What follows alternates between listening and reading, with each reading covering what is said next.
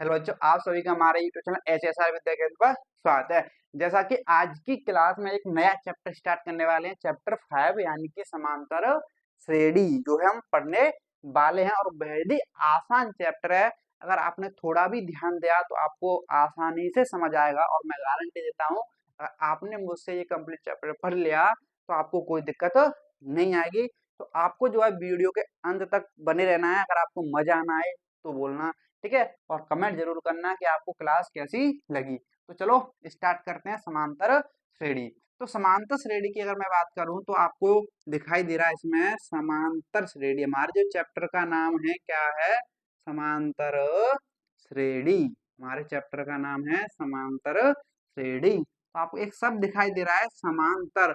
अब ये जो शब्द है समांतर, जब आप इसका संधि विच्छेद करोगे, क्या करोगे? संधि विच्छेद यानी कि इसको तोड़ोगे। क्या करोगे? तोड़ोगे तो आपको दो शब्द दिखाई देंगे। एक शब्द दिखाई देगा समान, क्या देगा? समान धन। दूसरा देगा अंतर, क्या देगा? अंतर। तो जब आप इसका संधि विच्छेद करोगे तो आपको समान धन अंतर दो शब्द इससे मिलेंगे, यानी कि इन दो शब्दों से मिलके बनाए क्या? समांतर। और समान अंतर, क्या? समान अंतर। और समान का अर्थ आप चाहो तो इसको बोल सकते हो एक जैसा, क्या? एक जैसा अंतर, यानी कि समान अंतर। अगर किसी श्रेणी में पदों के बीच का अंतर क्या है? समान है, उस श्रेणी को क्या बोलते हैं? समांतर श्रेणी बोलते हैं। यानी कि पदों के बीच का अंतर एक जैसा है। अंतर कैसा है? एक जैसा है, उसको वो क्या बोलते हैं? हम समांतर श्रेणी बोलते हैं। जैसे अगर मैं आपके सामने लिखूं, जैसे जैसे आपके सामने एक मैंने श्रेणी लिखी 4 9 14 19 24। तो आपके सामने एक मैंने ये श्रेणी लिखी है, क्या है? एक श्रेणी। तो अब इस श्रेणी में देखोगे तो इन दो पदों के बीच का जब आप अंतर देखोगे तो 9 और 4 का अंतर कितना है? 5 है। और जब इन दो पदों के बीच का अंतर देखोगे तो 14 और 9 के पदों के बीच का अंतर कितना है? 5 है। ऐसे 19 और 14 के बीच का अंतर देखोगे तो कितना है? 5 है। ऐसे 24 और 19 के पदों के बीच का अंतर देखोगे तो कितना है? 5 है। तो आप देख सकते हो इस श्रेणी में पदों के बीच का अंतर कितना आ रहा है? 5 5 5, यानी कि एक जैसा आ रहा है। कैसा आ रहा है? एक जैसा अंतर आ रहा है, यानी कि समान अंतर आ रहा है। तो अगर ये समान अंतर है तो इसी को हम बोलेंगे क्या? समांतर श्रेणी। यानी कि ये जो है समांतर श्रेणी है। सिंपल सी बात, क्या है ये? समांतर श्रेणी, समांतर श्रेणी है। ठीक है। और समांतर श्रेणी को जो हम इंग्लिश में बोलते हैं, शॉर्ट में क्या बोलते हैं? एपी। क्या बोलते हैं? शॉर्ट में एपी बोलते हैं। आपको ये ध्यान रखना है, मैं एपी अगर बोलूं तो आपको कंफ्यूज नहीं होना है। इसको शॉर्ट में क्या बोलते हैं? एपी बोलते हैं। ठीक है। तो अगर देखें बात, जैसे मैंने आपके सामने एक लिखा 6 7 9 13 17 20। ठीक है, मैंने आपके सामने एक श्रेणी लिखी। अब आप यहाँ पे चेक करो पदों के बीच का अंतर। तो इन दो पदों के बीच का अंतर कितना है बताओ? 1 है। इन दो पदों के बीच का अंतर कितना है बताओ? 2 है। इन दो पदों के बीच का अंतर कितना है बताओ? 4 है। इन दो पदों के बीच का अंतर कितना है भाई? 4 है। ठीक है। इन दो पदों के बीच का अंतर कितना है भाई बताओ? 3 है। ठीक है। तो आप देखोगे क्या इन पदों के बीच का जो अंतर है सभी जगह समान है? क्या सभी जगह समान है? तो आप बोलोगे नहीं है। यहाँ पे 1 है, यहाँ पे 2 है, भाई अलग अलग चल रहा है अंतर। जैसे यहाँ पे देखो सभी में 5 5 5 चल रहा था, यानी कि समान चल रहा था। इसलिए ये जो श्रेणी है समांतर श्रेणी है। और यहाँ पे जो अंतर नहीं, इसलिए ये समांतर श्रेणी नहीं है। क्या नहीं है? ये समांतर श्रेणी नहीं है। तो आपको ये चीज ध्यान रखनी है कि ये समांतर श्रेणी नहीं होगी। क्लियर है बात? समांतर श्रेणी आपको समझ आ गई। ठीक है। अब आयो यहाँ से, इसको मैं थोड़ा हटाता हूँ यहाँ से। समांतर श्रेणी आपको ये समझ आ गया। इसको शॉर्ट में बोलते हैं एपी। क्या बोलते हैं? एपी। ठीक है। अब आयो यहाँ पर। ठीक है। अब यहाँ पर देखो, अब ये श्रेणी है। क्या है? आपके सामने ये श्रेणी है। तो श्रेणी है जैसे कि पंक्ति, मान लो क्या है? पंक्ति, लाइन लाइन। तो लाइन में क्या होता है? जैसे खड़े रहते हैं ना, स्कूल की जो प्रार्थना की लाइन होती है उसमें पहले रहेगा, जैसे लाइन खड़ी करोगे आप, पहला व्यक्ति, फिर दूसरा व्यक्ति, फिर तीसरा व्यक्ति, चौथा, फिर पांचवा, फिर छठवा, ऐसे पीछे खड़े होते जाते हैं। जैसे ये पंक्ति है, यहाँ से भी देखोगे तो ये पहले स्थान पे खड़ा है, ये दूसरे पे, ये तीसरे पे, ये चौथे पे, ये 5 ऐप है, यानी कि जो पहली संख्या है इसको बोलेंगे पहला पद। क्या बोलेंगे इसको? पहला पद। जो पहले स्थान पे बैठा है उसको बोलेंगे पहला पद। यानी कि देखो, ये जिस स्थान पे बैठे हैं उनको बोलते हैं पद। क्या बोलते हैं? पद, है ना। जैसे ये पहले स्थान पे बैठा है तो उसको बोलेंगे पहला पद, और ये जो है दूसरे स्थान पे बैठा है तो उसको बोलेंगे दूसरा पद। क्या बोलेंगे? दूसरा पद। क्या बोलेंगे? दूसरा पद। अब ये 1 2 3, ये तीसरे पे बैठा है, इसको बोलेंगे तीसरा पद। क्या बोलेंगे? तीसरा पद। और ये कौन से पे? चौथे पे, इसको बोलेंगे चौथा पद। क्या बोलेंगे? चौथा पद। और ये 5 है पे, इसको बोलेंगे पांचवा पद। क्या बोलेंगे? पांचवा पद। ठीक है। तो पहले स्थान पे बैठा है पहला पद, दूसरे स्थान पे बैठा है दूसरा पद, तीसरे पे तीसरा पद, चौथे पे चौथा पद, पांच पे पांचवा पद। ठीक है। अब यहाँ पे आ जाओ, एक बात समझो। अब ये जो पहला पद है, अब जो पहला पद है और जो पद हैं, उन जो पद होते हैं ना पद, उनको हम दर्शाते हैं कैसे? ए से। कैसे दर्शाते हैं हम? ए से। पदों को किससे दर्शाते हैं? ए से। यानी कि ए से किसे दर्शाएंगे? ए से। इसको भी किसे दर्शाएंगे? ए से। इसको भी किसे दर्शाएंगे? ए से। इसको भी किसे दर्शाएंगे? ए से। इसको भी किसे दर्शाएंगे? ए से। लेकिन अब ये पहला पद है तो इसके साथ क्या लगाओगे? एक लगाओगे, यानी कि पहले स्थान पर बैठा है। अब जो दूसरा पद है इसके साथ क्या लगाओगे? दो लगाओगे, यानी कि दूसरे स्थान पर बैठा है। अब ये तीसरा पद है तो एक के साथ क्या लगाओगे? तीन लगाओगे, यानी कि तीसरे स्थान पर बैठा है। अब ये चौथा पद है तो एक के साथ क्या लगाओगे? चार लगाओगे, यानी कि चौथे स्थान पर बैठा है। अब पांचवा पद है तो एक के साथ क्या लगाओगे? पांच लगाओगे, यानी कि ये पांचवे स्थान पर बैठा है।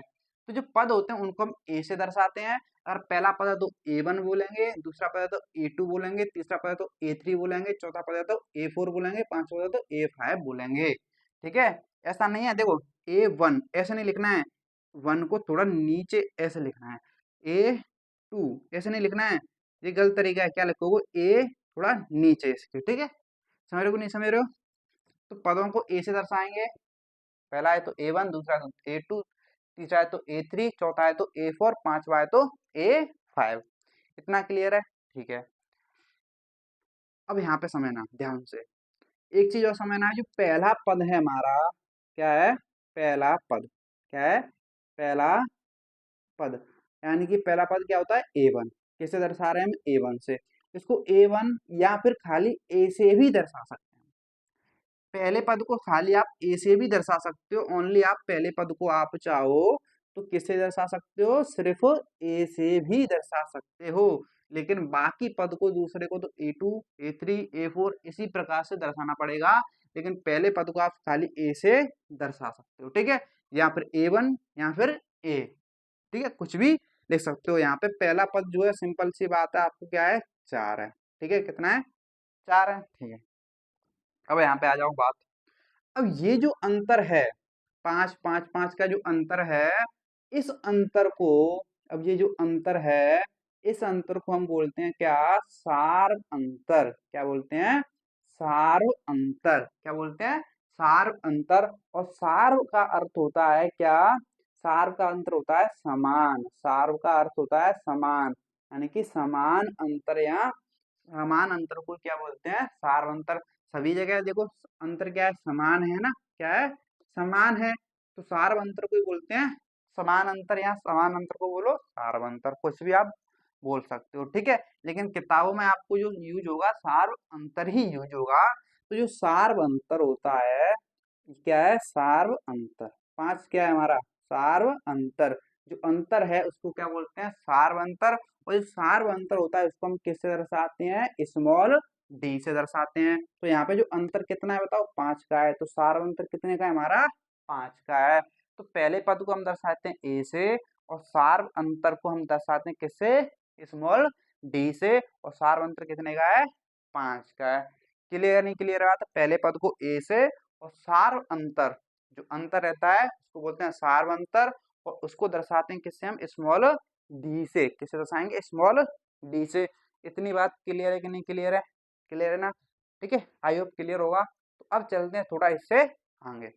देखिए, अगर आपको सार अंतर जो है ज्ञात करने को दे दिया जाए, जैसे कि आपको एक एपी दे दे, क्या दे दे, आपको एक एपी दे दे, जैसे कि 9, 9, 11, 13, 15, 17, ठीक है। तो आपके सामने की क्या लिखी है, एपी यानी कि समांतर श्रेणी लिखी है। तो इसमें बोलो कि सार्व अंतर ज्ञात करो, क्या ज्ञात करो, सार्व अंतर ज्ञात करो।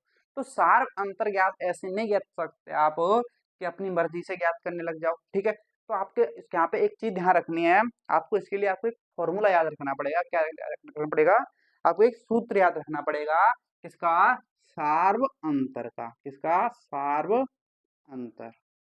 तो सार्व अंतर का, और सार्व अंतर को जो हम दर्शाते हैं किससे, स्मॉल डी से, यानी कि स्मॉल डी यानी कि सार्व अंतर। तो सार्व अंतर का जो फॉर्मूला है, आपको पद में से आपको घटाना है, पद में से आपको घटाना है, यानी कि माइनस करना है, क्या, पद में से आपको घटाना है पिछला पद, क्या घटाना है, पिछला पद आपको घटाना है। तो ये बस आपको ध्यान रखना है, सार्व अंतर का ये फॉर्मूला है, ठीक है, इसको ध्यान रखना। तो सार्व अंतर ज्ञात करने के लिए आपको पद में से पिछला पद घटाना होता है। जैसे यहाँ पे अगर बात करें सार्व अंतर यानी कि डी ज्ञात करना है, क्या ज्ञात करना है, डी, डी क्या है, सार्व अंतर। तो सार्व अंतर ज्ञात करो तो पद में से पिछला पद, मान लो मैंने ये 9 ले लिया, 9 क्या है, पहला पद, मैंने यहाँ पे 9 ले लिया, क्या ले लिया, 9, क्या 9 से 9 का पिछला पद है, 9 के पीछे कोई बैठा है बताओ, क्या 9 पद में से पिछला पद घटाओगे, मैंने लिया पद 9, 9 में से घटाओगे पिछला पद, 9 का पिछला पद क्या कोई है, यहाँ पे कोई बैठा है इससे पहले, तो आप बोलोगे नहीं बैठा है। तो कैसे घटाओगे, नहीं घटा सकते ना, आप नहीं घटा सकते, तो आप 9 नहीं ले सकते, यानी कि सार अंतर ज्ञात करने के लिए आप पहले पद में से कुछ घटा ही नहीं सकते। तो आपको कौन से पद पे जाना पड़ेगा, दूसरे पे।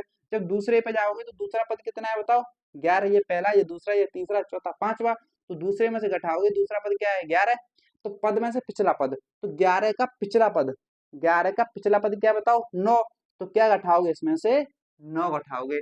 तो 11 में से 9 घटाओगे तो कितना आ गया, 2 आ गया। तो हमारा सार अंतर कितना आ गया, 2 आ गया, कितना आ गया, 2, ठीक है।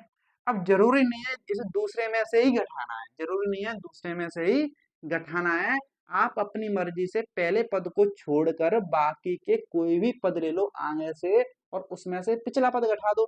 जैसे मैंने ले लिया 13, जैसे मैंने ले लिया यहाँ पे 13, अब 13 का जस्ट पिछला पद, तो 13 के पीछे कौन बैठा है, 11, इसका पिछला पद घटाओ। तो 13 में से 11 गया, कितना बचा, 2 बचा, कितना बचा, 2 बचा। अब ऐसे ही यहाँ पे अगर आप 15 में लेते हो, 15 लेते हो, तो 15 का पिछला पद घटाओगे, तो 15 का पिछला पद क्या है, 13 घटाओगे। तो 15 में से 13 गया तो कितना आ गया, 2 आ गया, ठीक है। अब यहाँ पे देखोगे क्या, तो पद 17 लोगे आप, क्या लोगे, 17, तो 17 का पिछला पद घटाओगे यानी कि 15, क्या घटाओगे, 15, तो कितना आ रहा है, 2 आ रहा है। भाई कहीं से भी घटा लो, कोई सा भी पद लेके घटा लो, सार्व अंतर तो जो है 2 ही आना है, कहीं से भी निकालो सार्व अंतर तो समान ही आएगा, कितना आएगा, 2 ही आएगा। समझ रहे हो नहीं समझ रहे हो इतनी बात, ठीक है, समझ आई।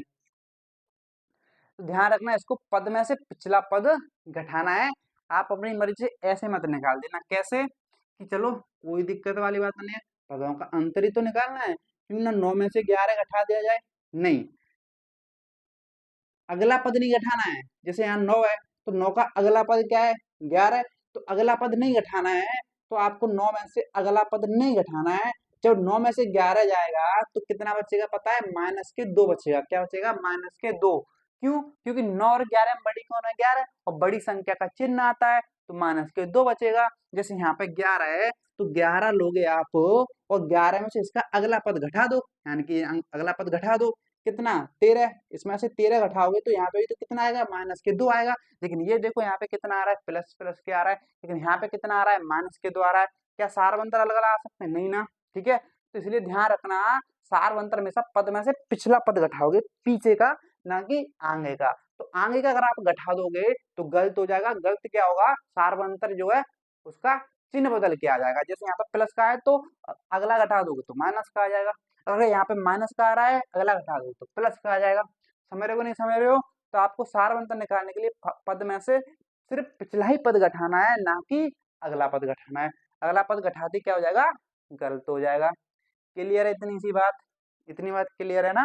ठीक है, अगर आपको इतनी सी क्लियर है तो हम थोड़े जो है आगे चलते और एग्जाम्पल देखते हैं। देखिए आपके सामने जो है मैंने कुछ एग्जाम्पल लिए हैं, 3 एग्जाम्पल लिए हैं।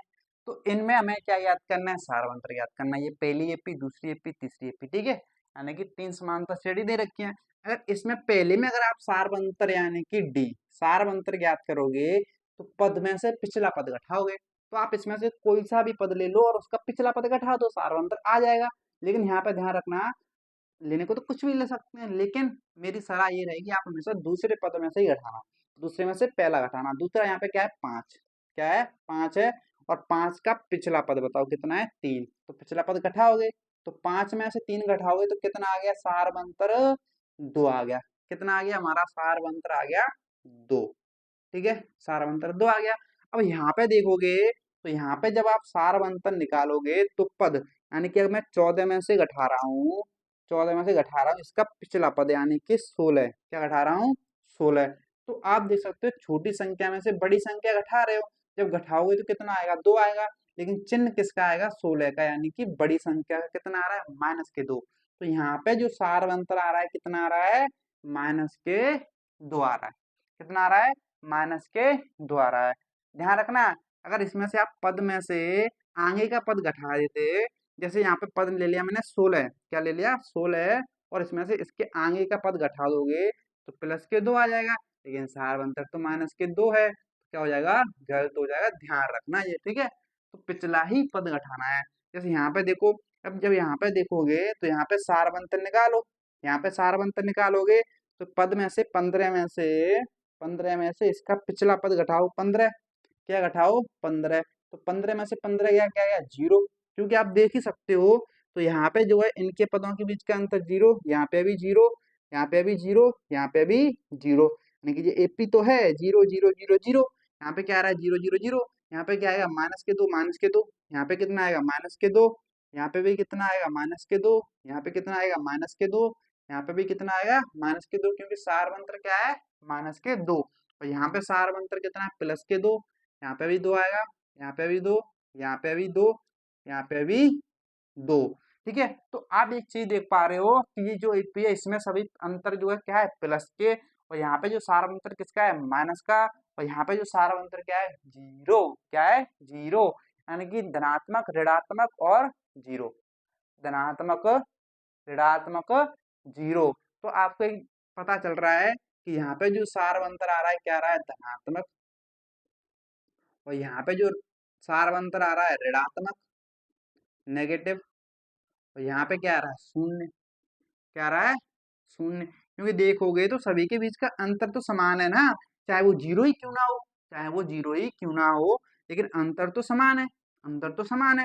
ठीक है, तो आपको ध्यान रखना है, जो नोट करके, नोट आपको ध्यान रखना है, जो एपी है यानी कि समांतर श्रेणी है, एपी का सार्व अंतर, क्या, सार्व अंतर जो है आप देख ही सकते हो, सार्व अंतर धनात्मक को भी हो सकता है, ऋणात्मक भी हो सकता है, ऋणात्मक, और क्या, और शून्य भी हो सकता है, और शून्य भी हो सकता है, शून्य भी हो सकता है। तो कोई भी एपी हो, है ना, कोई भी एपी हो, उसके जो सारवंतर है धनात्मक भी आ सकता है, ऋणात्मक भी आ सकता है, शून्य भी आ सकता है। जरूरी नहीं है कि सिर्फ धनात्मक धनात्मक आए, नहीं, ऋणात्मक भी आ सकता है, शून्य भी आ सकता है। तो ये बात आपको ध्यान रखनी है, छोटी सी बात। क्लियर है कि नहीं क्लियर है? अगर इतनी बात क्लियर है तो अब चलते हैं इससे आगे। ठीक है, अब जो हम देखने वाले हैं वो देखने वाले हैं एपी के प्रकार, यानी कि समांतर श्रेणी के प्रकार।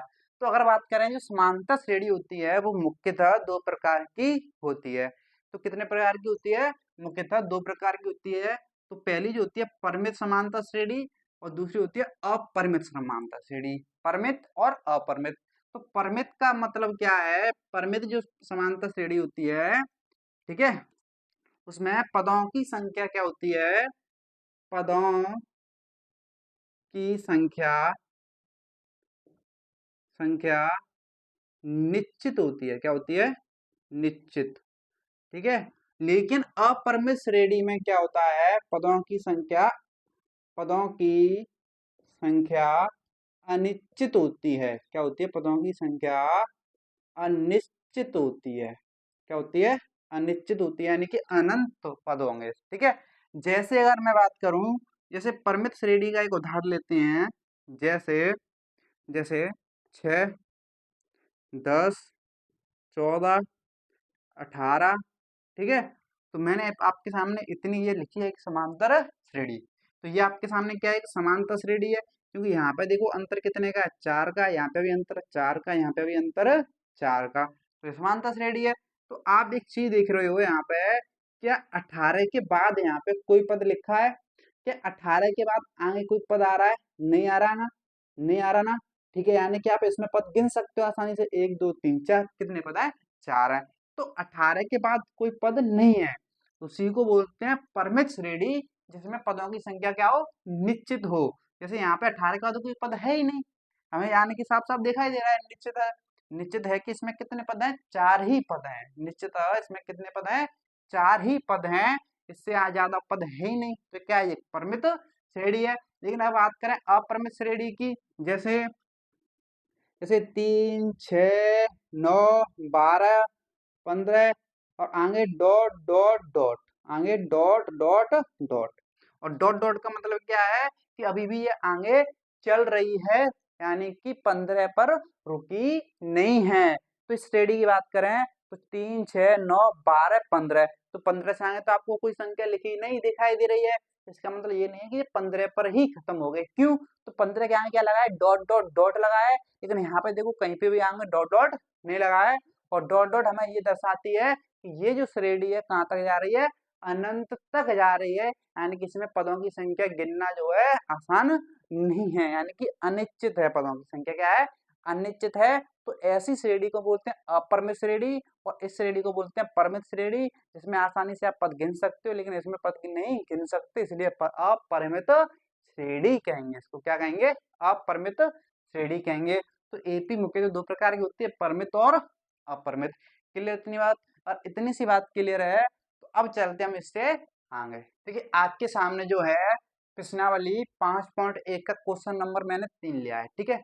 तो अगर क्वेश्चन नंबर 3 की बात करें तो बोल क्या रहा है कि निम्नलिखित में से यानी कि जो नीचे दे रखे हैं उनमें से प्रत्येक एपी, यानी कि हमारे पास जो एपी दे रखे हैं, कितनी एपी? 1 2 3 4 एपी दे रखे हैं। तो एपी के लिए प्रथम पद यानी कि पहला पद तथा सार्व अंतर लिखना है। यानी कि हमें तो ये बताना है कि 4 एपी लिखी हुई है, इनमें पहला पद कौन सा है और सार्व अंतर कौन सा है। ठीक है, बता देते हैं। अब जो पहला पद होता है यानी कि प्रथम पद होता है, उसको हम किससे दर्शाते हैं? ए से।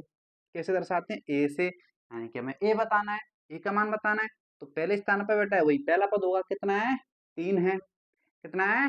3 है। और इसमें बात करें तो इसमें जो पहला पद है बताओ कितना है? ए। कितना है? माइनस के 5 है।